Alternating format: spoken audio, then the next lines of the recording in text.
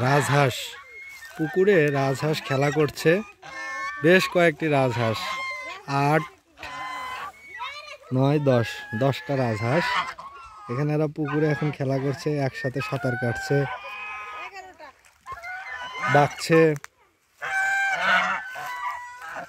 দেখে ওদের একটু তাড়া দিই। এটা হচ্ছে রাজহাঁসের ডাক।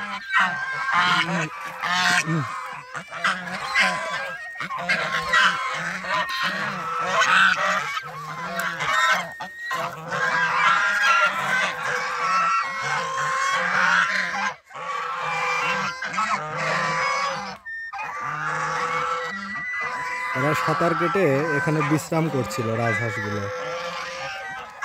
আর এর এক পাশে বিশ্রাম করছে। এই যে গা পরিষ্কার করছে, ঠোঁট দিয়ে পানির ভিতরে ঠোঁট চুবিয়ে আবার সারা গা চুলকাচ্ছে। এভাবে তারা গা পরিষ্কার করছে এবং বিশ্রাম নিচ্ছে।